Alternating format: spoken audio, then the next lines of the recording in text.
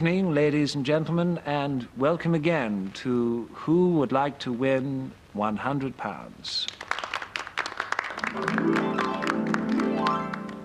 Alf Mattox has already won a penny.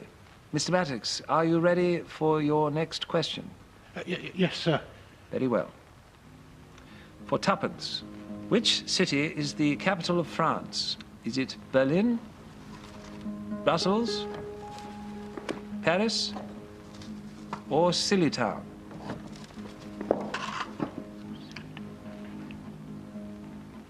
Remember, Alf, 2 of your favors remain unused. Aye. Yes. In which case, I think I will poll the audience. Well, ladies and gentlemen of the studio audience, underneath your seats you shall find, as always, a ballot paper. Please consider your choice very carefully as you make your way over to the polling booths. And we shall now take this opportunity to engage in a spot of light conversation. Alf, should you be fortunate enough to win £100, what would you spend it on? Oh. Well, I'd buy a new pair of boots, a suit of clothes, and a dictionary. Leather-bound, mind, and maybe a top hat for occasions like. Well, if you were thinking of purchasing an item of headwear, might I suggest that you should consider investing in a thinking cap? Oh, thinking cap. That'll help me get a few answers correct. Indeed. And let us now turn our attention to the blackboard, and it would seem that our studio audience have narrowed it down to 2 feasible possibilities.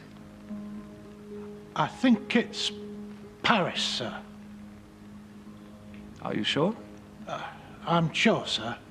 Are you quite sure? Oh, I'm quite sure, sir. Are you very sure? I'm very sure, sir.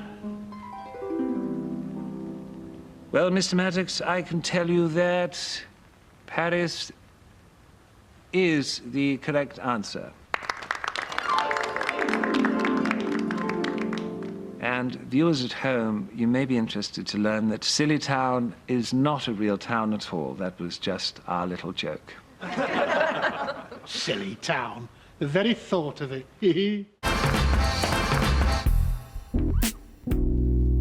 Traditionally fashioned Chesterfield sofa.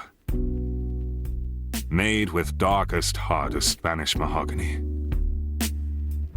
Covered in sensual Canadian leather. Adorned with succulent circular buttons.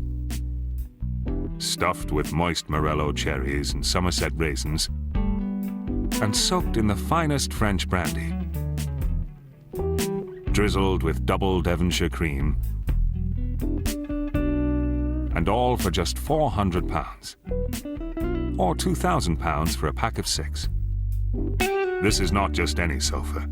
This is the Christmas pudding sofa. From Sinister, a family company. Have you got the time? Do you know what time it is? What's the time? What time is it? I need the time. Do you want to know what the time is? Yes. Yes. Yes. Yes. Yes. Then call the Butterfield timeline. Do you have the time? It's about 2 o'clock. Call any time, day or night. Hello? Have you got the time, please? It's either 3:15 or 9:15. Good evening, or good morning. So don't be late. Call the Butterfield timeline now. It's only £1 per call. But wait, I haven't set up an account with the phone company, so please send a cheque or banker's draft for £1 to this address. Don't forget, send the cheque as soon as the call is finished, or later on that day, whenever's convenient. It's your choice. Call now. Well, Alf, your next question is for a shilling. Crikey. How are you feeling? Oh, I've got the right collie wobbles, sir. Shall we take a look at it? Yes, sir. Very well. For 1 shilling, at a dinner function, what must you not place upon the table? your fingers, your elbows, a gravy boat, a candlestick. So, Alf, have you an inkling? Well, I've not been to any dinner functions before, so this'll be a bit of a stab in dark. And if it's not too much trouble, sir, I'd like to telegram an acquaintance. And to whom would you like the telegram addressed? To Henry Nicholson. Is Henry Nicholson a clever man? Cleverest man in my street, sir. To Henry Nicholson, stop. This is Sir Barnabas Montague, stop. I am accompanied by your good friend, Alf Mattox, stop. He has a question for you, stop. Right. Good evening, Henry. Stop. What should one not put on the table at dinner? Stop. Elbows or fingers? Question mark. Best wishes, Alf. Stop. Well, while we await a response to Alf's telegram, let us enjoy the soothing sounds of Perry Rogers.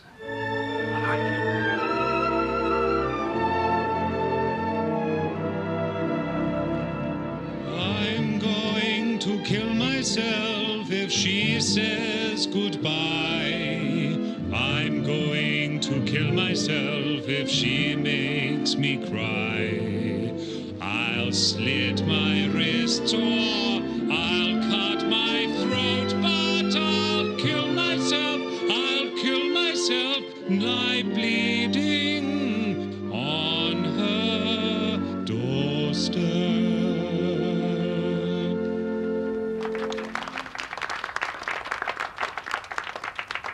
Well, Perry, thank you for that delightful tune. And we have now received a reply to Alf's telegram. Dear Alf, stop. Think it could be elbows. Stop. Not absolutely sure, though. Stop. Your friend, Henry Nicholson. Stop. Does that help you at all, Alf? Well, I thought it might be elbows. I think I'm going to have to consider this for quite a long time.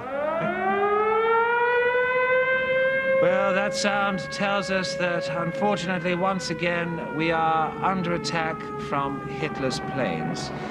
We shall now all move down into the air raid shelter, and we advise you at home to do the same.